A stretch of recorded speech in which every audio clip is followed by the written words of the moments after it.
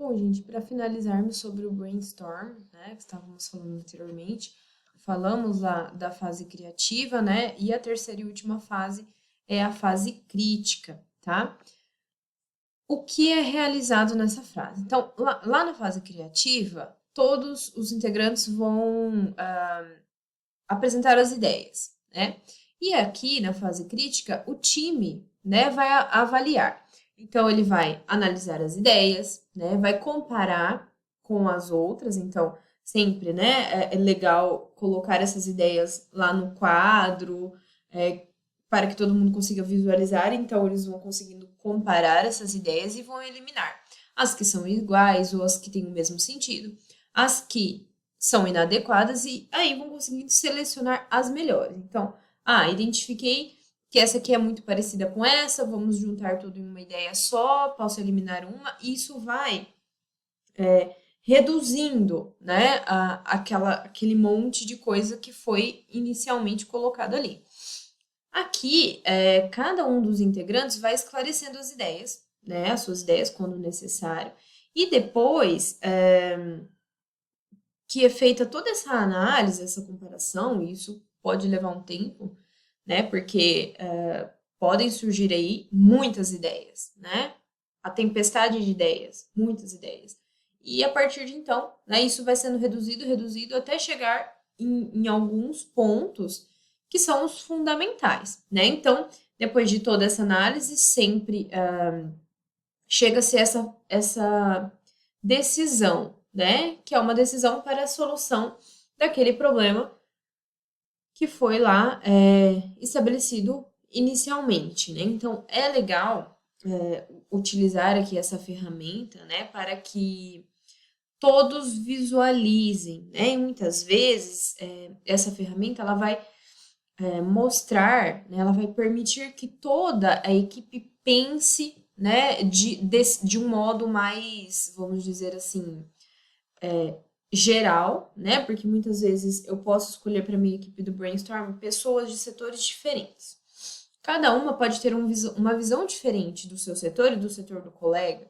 E aí, essa, né, variedade de pessoas ali da equipe vai auxiliar bastante, né, nessa fundamentação. Porque pode ser que uma pessoa de fora do setor consiga visualizar coisas que quem está ali dentro não vai conseguir claramente, né? E vice-versa. Mas, assim, é muito importante, é muito utilizado esse tipo de ferramenta aqui, porque ele consegue, né, no final, ter uma resposta. Então, você entra com uma pergunta, com um problema, e no fim, você tem uma resposta, tem uma solução que é aplicável, né? Então, é um método bastante eficiente aí nas melhorias da qualidade.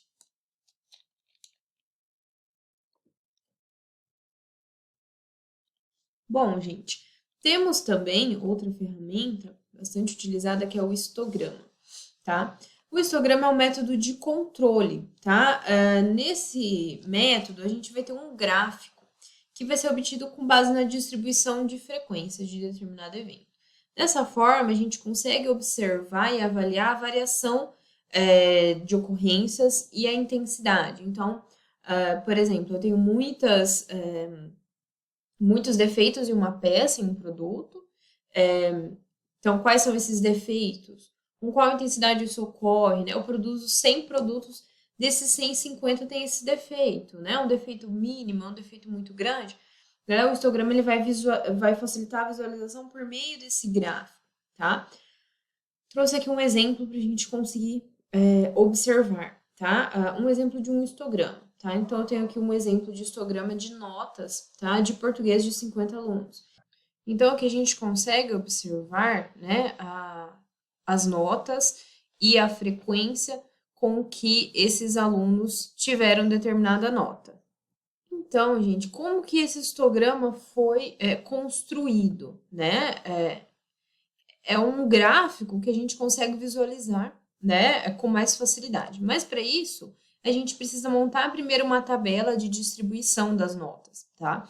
Essa de distribuição das notas, não necessariamente nesse exemplo, né? Mas uma tabela de distribuição da frequência, do erro, do problema que eu tenho dentro da minha empresa, quando isso ocorre, se eu tenho lá determinada quantidade de produto com defeito, quantos produtos têm defeito, do total, né? Então, eu vou conseguir visualizar essa variação ali no gráfico, tá? E isso, né, montar essa tabela vai facilitar a coleta dos dados e a distribuição das classes, né, com a respectiva frequência. Então, utilizando o exemplo anterior, né, a gente poderia montar uma tabela de frequência, né, uma distribuição de frequência, com o número de classes, os limites, o valor médio, a marcação e a frequência absoluta.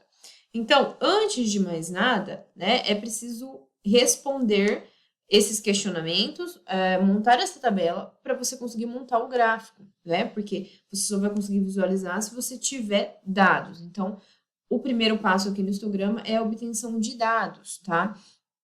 O histograma, ele pode ser utilizado de diversas formas, tá? E ele pode ser utilizado também como complemento, né, de outras ferramentas. Então, eu utilizo ele, né, para visualizar os problemas, e aí a partir disso eu posso ir lá para o brainstorm, procurar as ideias, e enfim, né? Então, são ferramentas que podem ser utilizadas, né, juntas.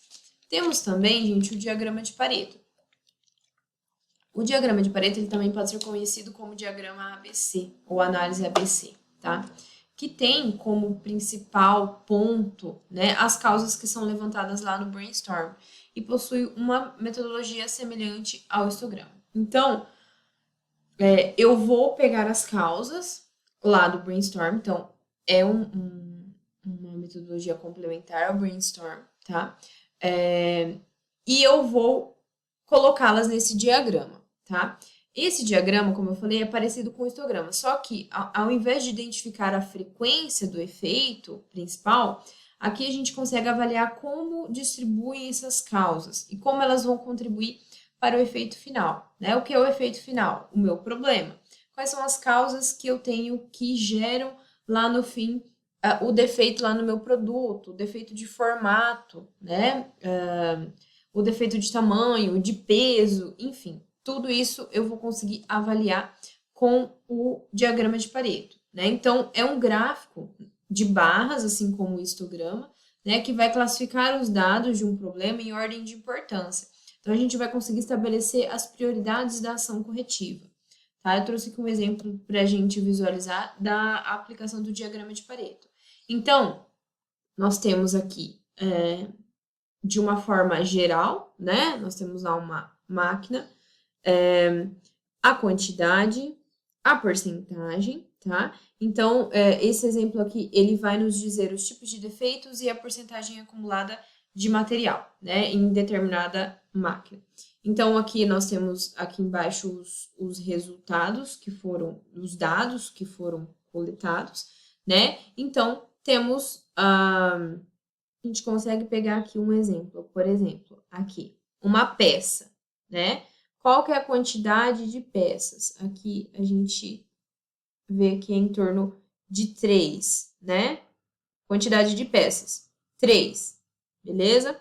Qual é a porcentagem dessas peças com defeitos, né? Então, eu vou olhar aqui, né? Uma média aqui, a tabela nos diz, né? Pelo gráfico a gente não consegue visualizar muito bem, mas com a tabela da descrição a gente consegue ver a quantidade. Então, eu tenho 4,2% de peças com defeitos nessa determinada máquina, né? Então, eu consigo observar dentro desse processo. Então, eu peguei essa máquina e eu vou observar quais são os defeitos e qual é o percentual acumulado, né? Qual é o percentual acumulado aqui, né, de defeitos? 95,8%, tá? Então, o que a gente consegue observar, gente? Aqui temos, por exemplo, né, um defeito muito maior, né? Então, qual a quantidade aqui que eu tenho? 20, de 14, né? Quantidade de 14, que é o máximo que a gente tem aqui.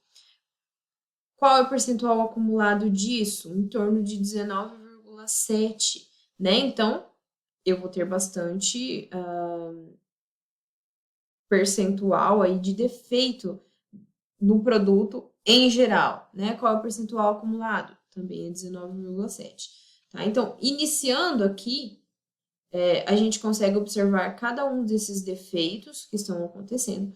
E, no fim, eu consigo ter lá, né, o meu problema. Então, se eu tiver defeitos em uma etapa, né, uma vez que esse produto está rodando a minha linha, né, se eu tiver todos esses defeitos que a gente listou aqui, eu vou ter 100% de defeito no produto, né? Então, um percentual acumulado de 100%. Se tiver aqui apenas esse problema, eu vou ter 19,7%. E assim, né, sucessivamente. São percentuais acumulados.